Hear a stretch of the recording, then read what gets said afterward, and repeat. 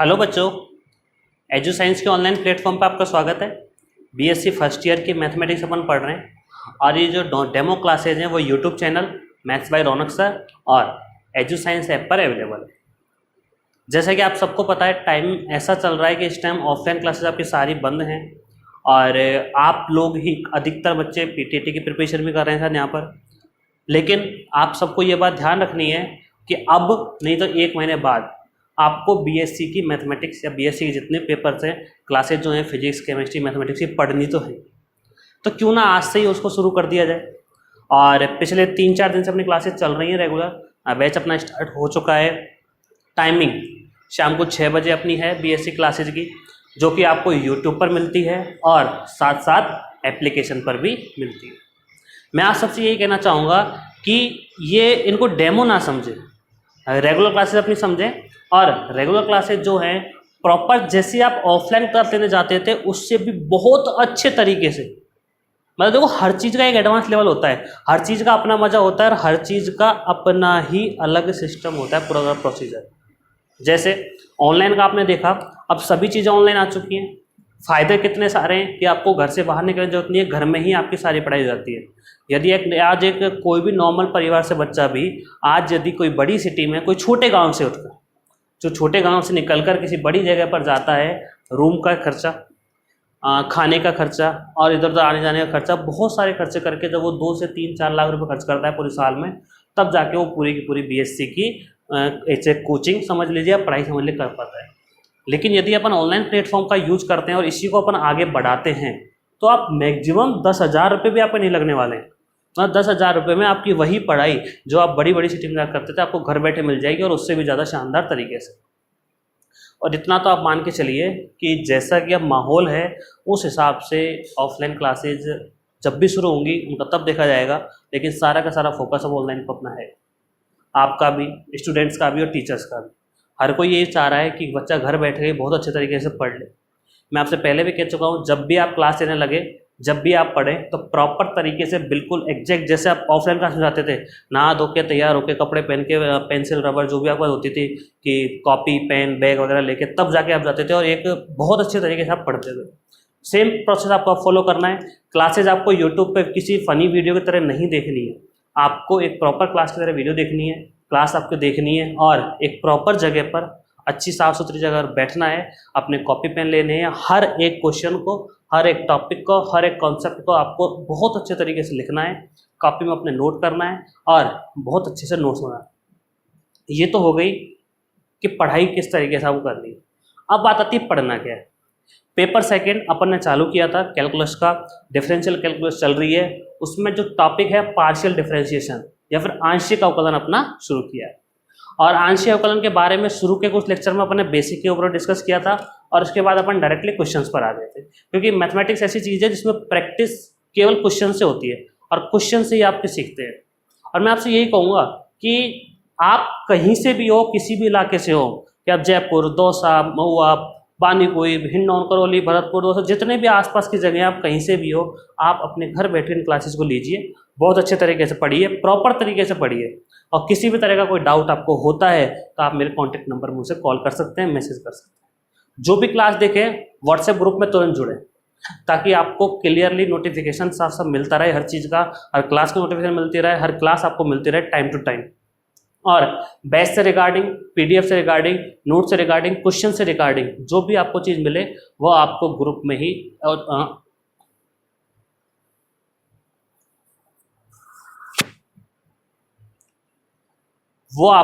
में ही time to time मिलती रहे।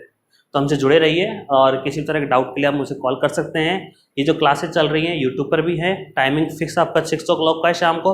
और अपने यहाँ 12th का बैच, फर्स्ट ईयर का batch, second year, third year, सारे के सारे बैचेस रनिंग में हैं। तो जो भी बच्चे इन क्लासेस से संबंधित हैं जरूर ज्वाइन करें, जरूर देखें और एक बार क्लास आप जरूर लेके देखो, इतना कॉन्फिडेंस आपको आएगा कि आप पीछे हटोगे नहीं और पढ़ने का आपका मन करेगा। ठीक है, चलिए शुरू करते हैं। अब तक जो हमने पढ़ा था वो पार्शियल डिफरेंशिएशन या आंशिक अवकलन के कुछ एग्जाम्पल पढ़ लिए थे और कुछ क्वेश्चन अपन देख रहे थे। अब उन्हीं में अपन और आगे बढ़ेंगे और कोशिशें करेंगे प्रैक्टिस इतना हो सके। आज से मैं आपको एक पर डे एक क्वेश्चन का होमवर्क देना चालू करूंगा, आप क्वेश्चन देखेंगे भी, कोई डाउट होगा तो आप मुझसे पूछेंगे। उससे पहले मैं आपको कुछ चीजें बता दूं कि जैसे u था कोई, और u जो था वो आपका कोई x और y का फंक्शन था। u क्या था आपके पास, x और y का कोई फंक्शन था, मतलब x और y का कोई फलन है। तो यदि इसका x के रेस्पेक्ट में पार्शियल डेरिवेटिव किया जाए, मतलब इसको बोलते हैं u का x के सापेक्ष आंशिक अवकलन, या u का x के रेस्पेक्ट में पार्शियल डेरिवेटिव। हिंदी और इंग्लिश दोनों मीडियम क्लासेज अपने यहाँ हैं अवेलेबल, और राजस्थान की सभी यूनिवर्सिटीज की क्लासेज यहाँ पे आपको मिलने वाली है मैथमेटिक्स की। चलते जाइए। अच्छा, यदि इसको दोबारा करना हो एक बार फिर से, तो इसको लिखा जाता था del 2u upon del x square. ठीक है, एक चीज और बताई थी मैंने आपको, जो कि लास्ट क्वेश्चन में यूज आई थी लास्ट क्लास में। एक बात और, ये क्लास लेने से पहले पिछली सारी क्लासेस को आप लेते हुए आइए, उनको अच्छे से देखिए, उसके बाद आप इस क्लास पर आइएगा। जब आप डायरेक्टली इस क्लास को आते हैं तो हो सकता है कि आपको छोटा मोटा डाउट क्रिएट हो। प्ले लिस्ट बनी हुई है यूट्यूब चैनल पर फर्स्ट ईयर के अलग से, सारी क्लासेस वहाँ पर है, जितनी भी हो चुकी हैं अब तक सबको आप देखते रहे, और रेगुलर टाइम शाम को 6 बजे। चलिएगा, जैसे del you upon del X निकाल लिया, मतलब आपके पास u था, u का आपने x के रेस्पेक्ट में पार्शियल डेरिवेटिव कर दिया, और आपको मतलब u का x के सापेक्ष आंशिक अवकलन कर दिया, आपको del you upon del x मिल गया। इसका यदि आप फिर से कर दें किसके y के रेस्पेक्ट, तो आप इसको लिखते थे डेल अपॉन डेल y, और ब्रैकेट में क्या लिखते थे, del you upon del X. मतलब ये बन जाता था आपका del 2u upon del y del X. Clear? यदि इसी का फिर से z के रेस्पेक्ट में किया जाए, z के सापेक्ष, तो इसको लिखने का तरीका कि सर इसको लिखने का तरीका डेल अपॉन डेल z, और ब्रैकेट में कितना, del 2u upon del y del x। ठीक है। अच्छा, इसको लिखने का तरीका डेल u और डेल कितने, डेल क्यूब हो गया है, और u, ये ध्यान रखना पावर 3 नहीं है, पावर 3 नहीं है, ये 3 बार हुआ है, ऑर्डर 3 है, कोटि बोलते हैं इसे। इसे क्या बोलते हैं, कोटि 3 है, यहाँ पर कोटि कितनी है, 2, ऑर्डर 2 है, पावर नहीं है कि सब डेल की पावर 3 नहीं। ये डेल क्यूब ऐसे बोला जाता है, लेकिन पावर नहीं है, इसका मतलब यही है 3 बार, 3 टाइम्स आपने पार्शियल डेरिवेटिव निकाला है, 3 बार आपने आंशिक अवकलन किया है। Del cube U upon del Z del Y और डेल एक्स, इस तरीके से आपके पास ये पूरा पूरा होता है। ये अपन लास्ट में डिस्कस कर चुके थे, और लास्ट क्वेश्चन इसी से रिलेटेड था। अब अपन आगे बढ़ते हैं और कुछ क्वेश्चन और देखते हैं, देखे ध्यान से।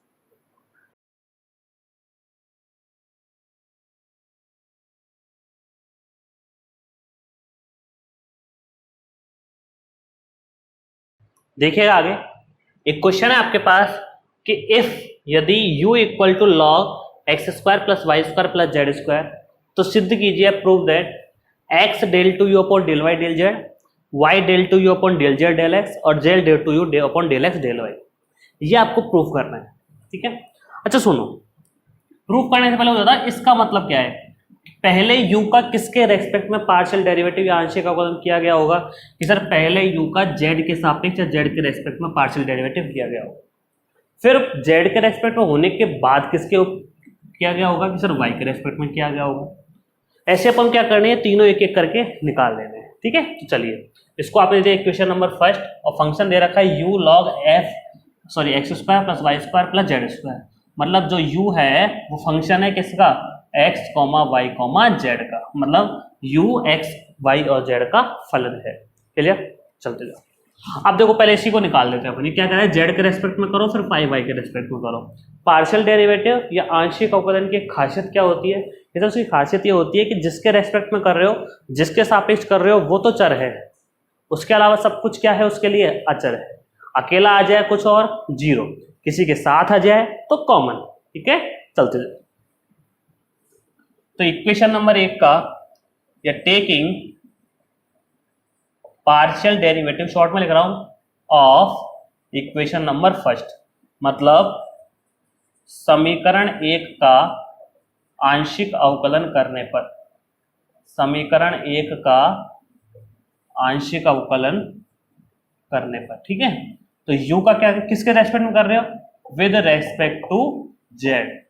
अपन भी कर रहे हैं 1 का z के सापेक्ष, तो u का क्या लिखोगे आप, del u upon del z। z के रेस्पेक्ट में क्यों कर रहे हैं, और पहला वाला फाइंड कर रहे हैं। ठीक है, चलते जाओ। इधर भी क्या लिखोगे, del upon del z, bracket में log x square plus Y square plus z. यहाँ तो कोई दिक्कत है नहीं होगी ना, चलते जाइए। अच्छा सुनो, सबसे पहले नंबर किसका है, लॉग का। फॉर्मूला मैं आपको सारे सिखा चुका हूं पहले ही, और मैंने आपसे ये भी कहा था सारे फॉर्मूला एक बड़े पेपर पे लिख के जहां आप पढ़ते हैं वहां बैठ के चिपका दें और सुबह शाम उनको देखते रहें। उन्हीं फॉर्मूला में आप पन्ने पलट के अपने देख लीजिए, 2 या 3 पन्ने पीछे होगा आपकी कॉपी में कि लॉग जो है ना, उस लॉग का क्या होता है। लॉग का होता है 1 अपॉन, तो आप लिखने वाले हो 1 अपॉन कितना भैया, X square plus Y square plus Z square. क्या पूरा हो गया, डिफरेंशिएशन नहीं हुआ। आप किसका करेंगे, इस ब्रैकेट वाले का, तो आप लिखने वाले हो del upon del Z, bracket में कितना, x square plus Y square plus Z square.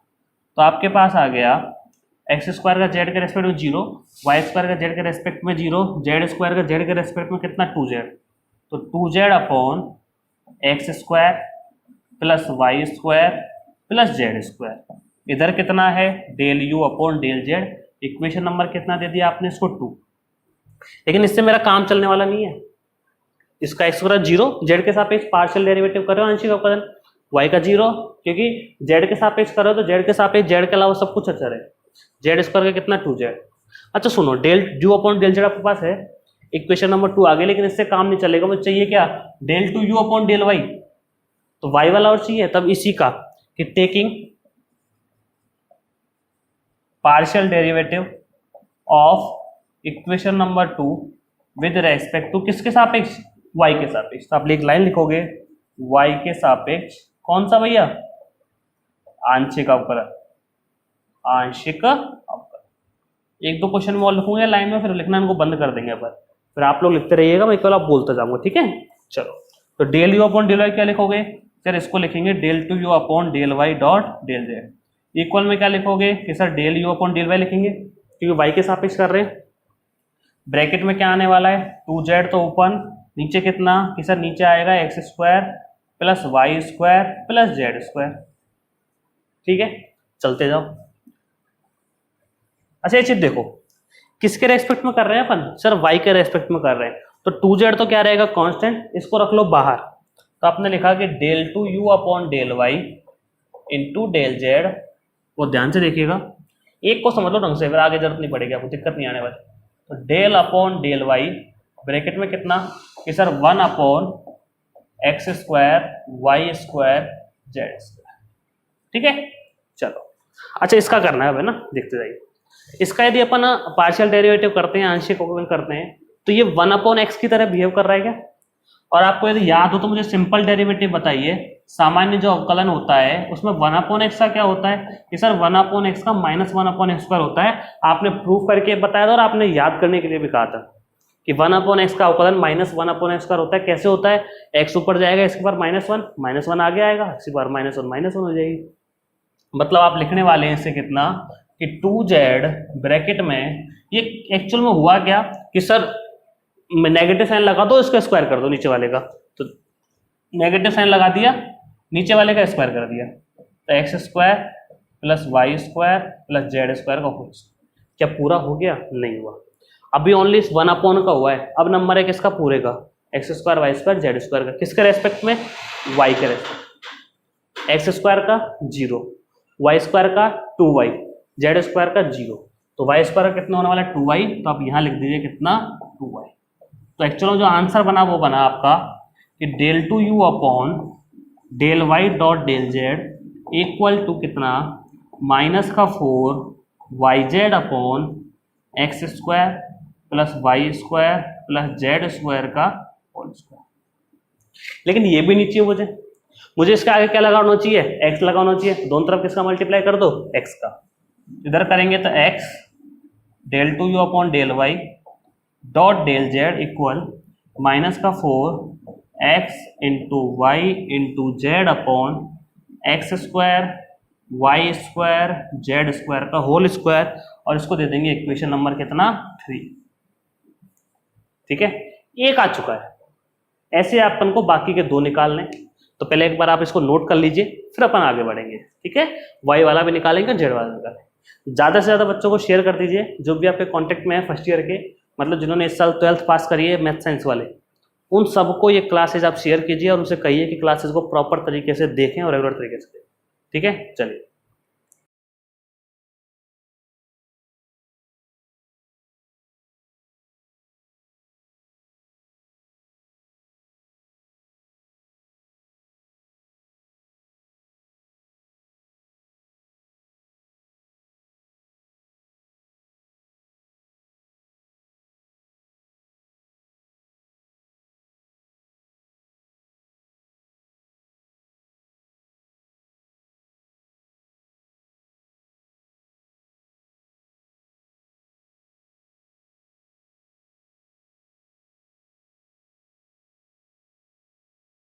देखिए आगे, अब एक आपको समझ में आ गया ना, तो दूसरे को अपन फटाफट कर सकते हैं चुटकियों में ना।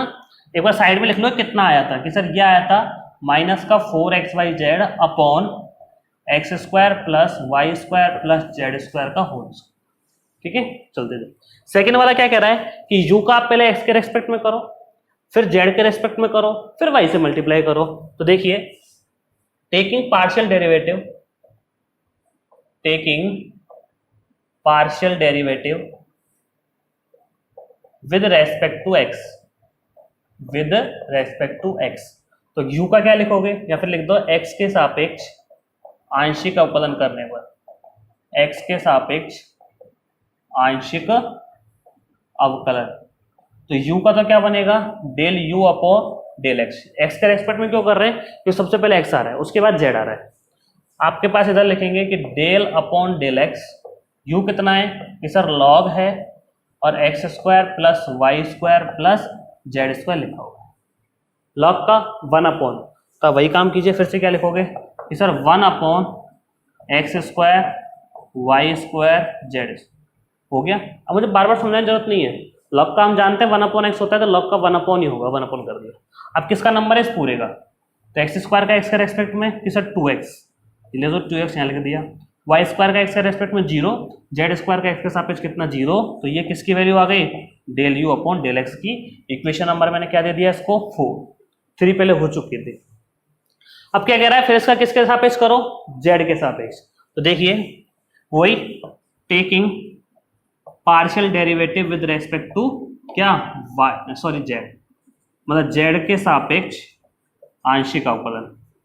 अब मैं बोल दूं आप लिख लिया करो इसमें, तो है ना, बार बार इतना, ये छोटी सी बात है तो ज़्यादा खास है नहीं। अच्छा, del you upon del x का क्या लिखोगे, del two you upon del Z del x. इधर क्या लिखेंगे, del upon del Z, bracket में क्या लिखेंगे 2x अपॉन कितना x square plus Y square plus z. ठीक है, किसके रेस्पेक्ट में कर रहे हो, जेड के रेस्पेक्ट में, जेड के हिसाब पे। तो 2x कहाँ आ जाएगा, बाहर आ जाएगा, तो आप लिखने वाले हैं 2x तो बाहर, अंदर बचेगा कितना कि सर अंदर बचने वाला है डेल अपॉन डेल जेड, और ब्रैकेट में बचने वाला है 1 upon x square plus Y square plus z. यहां तक कोई भी किसी तरह की दिक्कत हो तो बताइए, नहीं होगी। ठीक है, आगे बढ़ते सुनो। अब हमें करना क्या है कि सर हमारा अब काम ये है कि 1 अपॉन एक्स जो है ना, इसका क्या होता है -1 अपॉन एक्स का, थोड़ी देर पहले समझाया था। तो अब सर उसी को लिख दो, कुछ मत करो। तो इधर क्या चल रहा है कि सर इधर चल रहा है del two you upon del Z del x equal, बाहर तो 2x लिख लिया, ठीक है, इनटू कितना होगा -1 अपॉन, वो तो था 1 अपॉन एक्स का -1 अपॉन एक्स स्क्वायर, तो इसका 1 अपॉन एक्स का -1 upon x square plus Y square plus Z square का होल।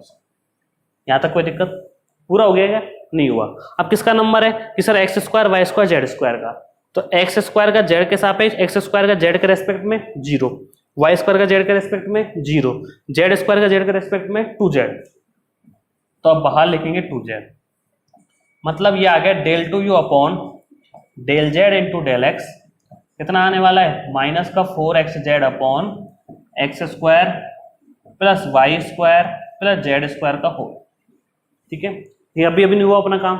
चाहिए क्या कि सर y चाहिए बाहर, तो y से मल्टीप्लाई कर दो, तो इधर y से मल्टीप्लाई किया, del two you upon del Z del x आया, तो कितना आ रहा है -4xyz upon x square plus Y square plus Z square का होल स्क्वायर। अरे सर ये तो वही आ गया, फिर से जो ये पहले वाला आया था ना वही आ गया।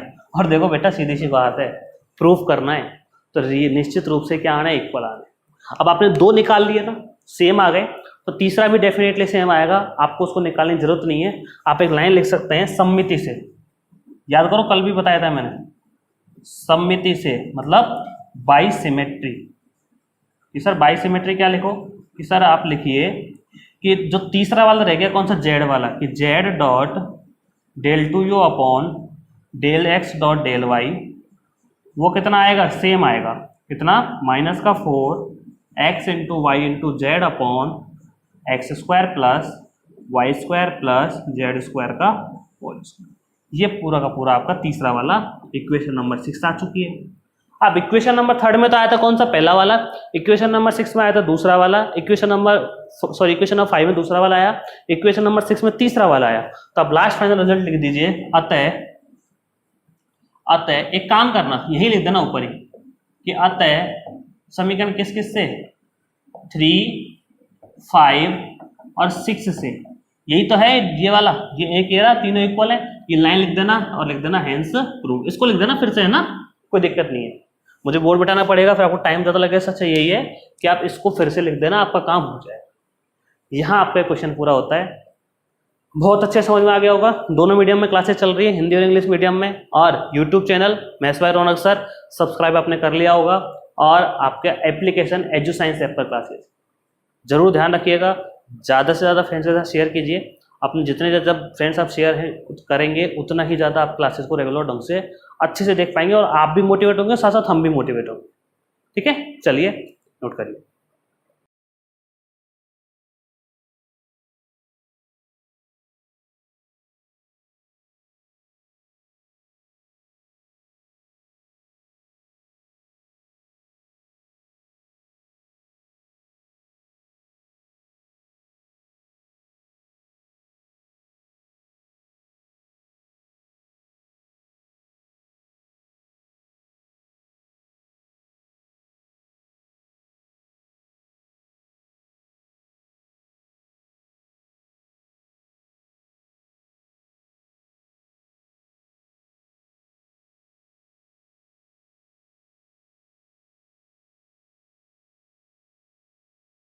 आगे देखिएगा, इसी टॉपिक पे अपन एक क्वेश्चन और लेते हैं, जो कि ऐसा क्वेश्चन है, अजमेर में आ चुका है 2004 में, और राजस्थान यूनिवर्सिटी में 2008 में आ चुका है। अच्छा क्वेश्चन है, समझिएगा।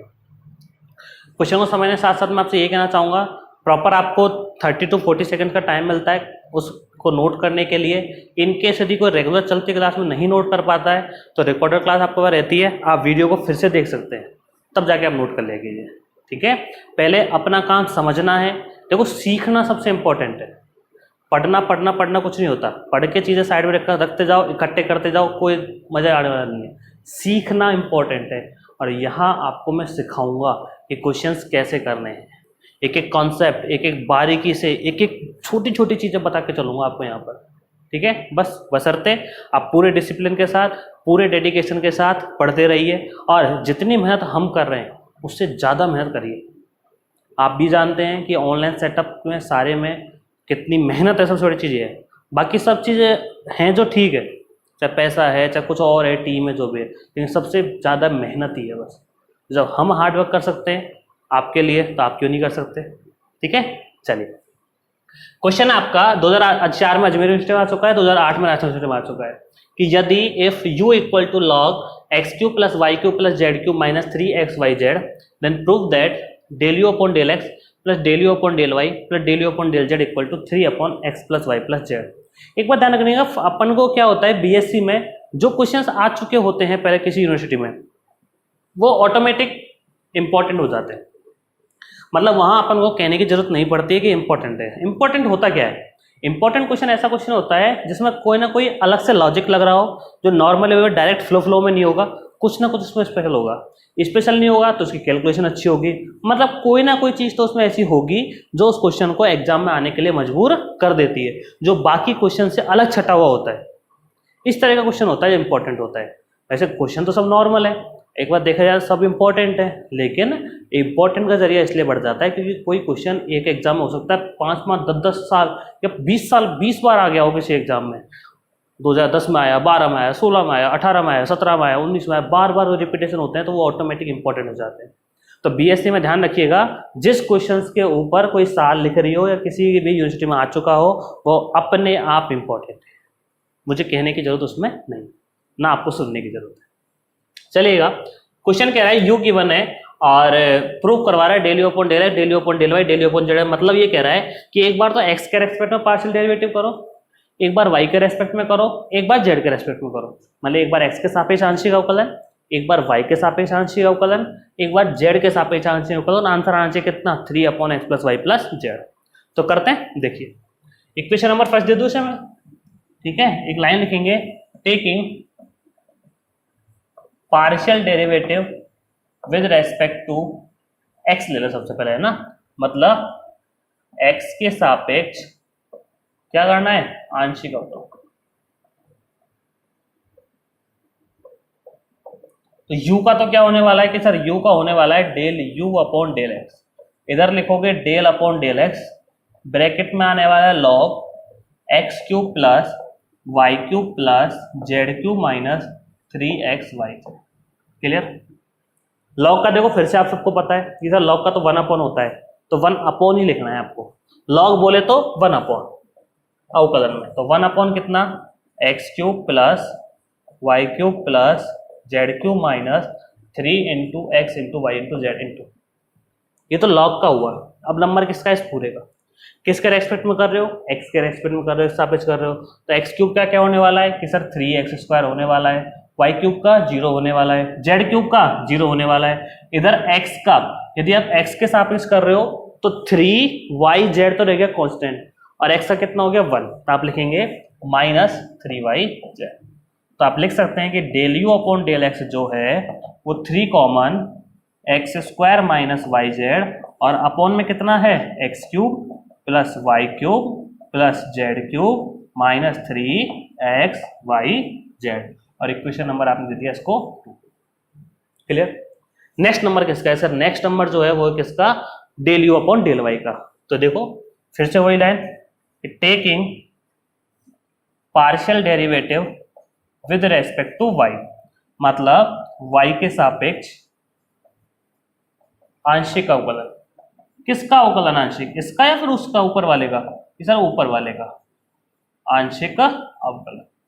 राइटिंग थोड़ी मैनेज कर लेना ना, ज्यादा अच्छी है, इतनी तो तुम दिखा ही सकते हो, बोल तो जा रहा हूँ साथ साथ, सापेक्ष आंशिक अवकलन। कभी राइटिंग में ध्यान दिया ही नहीं, क्वेश्चंस इतने फास्ट करते गए, और जब सीखते गए प्रैक्टिस इतनी ज्यादा करी क्वेश्चंस की कि राइटिंग में ध्यान गया है। कोई दिक्कत नहीं है, बोलता जाता हूँ, समझ में आ जाता हूँ। कौन सी इक्वेशन का, इक्वेशन नंबर फर्स्ट का, समीकरण 1 का। तो u का क्या लिखोगे, वही del you upon del y. अब तो डायरेक्ट लिख दूं, जरूरत थोड़ी है अब बार बार डेल अपॉन डेल उधर लिखने की, नहीं है ना। चलो लॉग का कि सर 1 अपॉन कितना भैया, 1 upon x cube plus y cube plus z cube minus 3xyz। फिर से वही ऊपर 1 आएगा तो 1 इंटू लिखेंगे, जरूरत नहीं है उसकी। तो एक्स क्यूब का 0 वाई के रेस्पेक्ट में, वाई क्यूब का 3y², ठीक है, और जेड क्यूब का 0 या वाई का 1 होगा, 3xz कांस्टेंट रह जाएगा, तो माइनस का 3xz। तो फाइनल आंसर बना 3 common y² minus xz upon x cube plus y cube plus z cube minus 3xyz। Clear. चलते जाओ, थर्ड वाला नेक्स्ट कौन सा है कि सर नेक्स्ट है कि taking partial derivative of equation number first with respect to क्या, z, मतलब समीकरण 1 का किसके सापेक्ष, x z के सापेक्ष, z के सापेक्ष कौन सा अवकलन, आंशिक अवकलन। ठीक है। अच्छा क्या बनने वाला है देखिएगा, तो u का तो क्या लिखोगे, del you upon del z, ये लो del you upon del equal. अच्छा लॉग का फिर से वही 1 अपॉन, ये लो 1 अपॉन कितना, x cube plus y cube plus z cube minus 3xyz। अब नंबर किसका है, इसका पूरे का। तो एक्स क्यूब का जेड के सापेक्ष 0, वाई क्यूब का 0, जेड क्यूब का 3z², ये लिख दो ऊपर, माइनस इसका 3xy तो कांस्टेंट, पर जेड के रेस्पेक्ट में कर रहे हो, जेड के सापेक्ष कर रहे हो, तो 3xy कांस्टेंट रह जाएगा, तो रह जाएगा माइनस का 3xy। तो 3 ले लो कॉमन, तो क्या बचेगा कि sir z² minus xy upon x cube plus y cube plus z cube minus xy। Equation number कितना दे दिया इसको आपने, इसको दिया था 2, इसको दे दिया अपन ने 3, इसको क्या दे दिया 4 दे दिया। यहां तक आपको कोई भी किसी तरह की प्रॉब्लम नहीं होगी। अब जो प्रूफ करना है वो क्या कह रहा है कि इसमें तीनों को ऐड कर दो, तीनों को जोड़ दो। तो अपन वही काम करेंगे, 2, 3 और 4 को ऐड कर देते हैं। तो लिखते हैं equation number 2, equation number 3 plus equation number 4। तो del you upon del x plus del you upon del y plus del you upon del z equal. अच्छा चीज नोटिस करो, इसका जो हर है ना डिनोमिनेटर वही इसका है और वही इसका है, मतलब तीनों का डिनोमिनेटर सेम है। तो आप क्या लिखने वाले हैं, तीनों का डिनोमिनेटर एक साथ लिख दो। तो एक साथ मैंने क्या लिख दिया, x cube plus y cube plus z cube minus x y z. ठीक है, उसके 3xyz है, सॉरी xyz नहीं है, 3xyz, और यहाँ पे कितना 3xyz। चलो अच्छा, ऊपर क्या लिख रहा है यहाँ पे 3 into x square minus y z, 3 into y square minus z s और 3 into z square minus x y. तो 3 सब में से कॉमन आ रहा है, तो मैंने 3 भी कॉमन ले लिया। अंदर क्या बनेगा, x square minus y z, ये लीजिए x square minus y z. उसके बाद यहाँ क्या बनेगा, y square minus x z, तो ये लिख दिया मैंने y square minus x z. उसके बाद यहाँ क्या बनेगा, z square minus x y, z square minus x. कि सर वो तो आ ही नहीं रहा, वो क्या कह रहा है कि ऊपर ओनली 3 रहना चाहिए, और 3 ऊपर कब रहेगा, सबके सब हटे, अब हट तो सकते नहीं, कट रहे नहीं रहे, तो क्या लिखे नीचे कुछ ना कुछ तो होगा। याद करो बचपन में एक फॉर्मूला पढ़ा था आपने, लगभग 9th में पढ़ते थे अपन, a cube plus b cube plus c cube minus 3abc, a cube plus b cube plus c cube minus 3abc equal to, यहाँ लिख दूं क्या, चलो यही लिख लो, एक काम करो, क्या था फॉर्मूला कि sir a cube plus b cube plus c cube minus 3abc, क्या था कि सर ये था a plus b plus c, उसके बाद a square plus b square plus c square minus a b minus b c minus c a. था ना ये फॉर्मूला, अरे था या नहीं था, पढ़ा था सबने, 9th 10th तो पास करके आए हो, वहीं कहीं फॉर्मूला आता था ये, a cube minus a cube plus b cube plus c cube minus 3abc, बोलते हैं सबसे बड़ा फॉर्मूला यही है, अकेला होता है सबसे बड़ा ये, a plus b plus c, a square b square c square minus a b minus b c minus c a. तो इसकी फॉर्मेशन ऐसी तो बन रही है, तो इसकी जगह लिख सकते हैं ना ये। तो चलो, तो बराबर में क्या लिखोगे, ऊपर तो 3 कितना x square plus Y square, ये स्क्वायर वाले एक साथ लिख लिए, प्लस जेड स्क्वायर माइनस का एक्स वाई माइनस का वाई जेड, एक सीरियम लिख दिया, और माइनस का जेड एक्स। अपॉन में क्या आने वाला है, इसमें फॉर्मूला अप्लाई करो, a plus b plus c मतलब x plus y plus z, bracket में ए स्क्वायर मतलब x square plus Y square, a की जगह एक्स, बी की जगह वाई और सी की जगह जेड बैठा, कुछ भी नहीं है, plus Z square minus x y minus y z minus z. तो ये आपका बना, इस पूरे से ये पूरा कैंसिल आउट हो गया। ठीक है, तो आपका फाइनल आंसर कि del you upon del x plus del you upon del y plus del you upon del z equal 3 upon x plus y plus z. ये आपके पास पूरा का पूरा आ चुका है, जो कि आपको प्रूफ करना था। 2 क्वेश्चन हुए आज, लेकिन बहुत हुए हैं। हमारा उद्देश्य सीखने का था, हम सीखे, कैलकुलेशन भले बड़ी हो चाहे छोटी हो चाहे कुछ भी हो, लेकिन समझ में आना चाहिए, और उम्मीद करता हूँ सबको समझ में आया होगा। आज की क्लास में अपन इतना ही रखेंगे, क्वेश्चन को आपको नोट जरूर करना है, टाइम मिलेगा आपको प्रॉपर नोट करने के लिए क्वेश्चन को, और ज़्यादा से ज़्यादा क्लासेस को शेयर कीजिए, यूट्यूब चैनल को सब्सक्राइब कर लीजिए, एप्लीकेशन डाउनलोड कर लीजिए एजुसाइंस ऐप, व्हाट्सएप ग्रुप पे ऐड हो जाइए, मुझे पर्सनली आप मैसेज कर सकते हैं, और डिस्क्रिप्शन में भी लिंक मिल जाएगी आपको एप्लीकेशन की और चैनल की, तो है ही क्या चैनल पे आप हो ही। शेयर कीजिए अपने सारे दोस्तों के साथ, किसी भी कहीं से भी आप हो, राजस्थान के किसी भी कोने से हो, जयपुर, कुछ बच्चे मुझे पूछ रहे थे मैं कहाँ से हूँ, तो बेटा वो पर्सनली कॉल करके मुझे पूछ ले मैं कहाँ से हूँ। ठीक है, जयपुर, दौसा, महुआ, इधर अपना मंडावर, बानीकुई, हिंडौन, करौली, लालसोट और भरतपुर, वैर, भुसावर, इधर अपना पूरा का पूरा जो एरिया जो है, ये सारे के सारे बच्चे अपने पास यहाँ बहुत इजीली बहुत आसानी से पढ़ सकते हैं, और राजस्थान के आप किसी भी कोने से हो आप जरूर पढ़ के देखिएगा। ठीक है, बाकी मिलते हैं फिर नेक्स्ट क्लास में। 6 बजे का आपका टाइम है, 6 o'clock इवनिंग का। मैं तो चाहूँगा कि आप फिक्स उसी टाइम क्लासेज आपकी लें प्रॉपर तरीके से, ताकि आपको फील हो कि हाँ भाई यहाँ जब प्रॉपर बैच चल रहा है उसके साथ आप क्लास लेते जाएँ। यदि कोई मिस हो जाती है, नहीं ले पाते, तो टेंशन की बात नहीं है, रिकॉर्डेड अवेलेबल है, आप उसी दिन रात में कभी भी देख सकते हैं, उसी दिन क्या कभी भी देख सकते हैं। और फिर से यही कहूँगा, क्लासेस देखने से पहले पुरानी सारी क्लासेस को देखते हुए आइए, उसके बाद ये क्लास आपको देखना है। चलिए मिलते हैं आपसे कल की क्लास में, थैंक यू।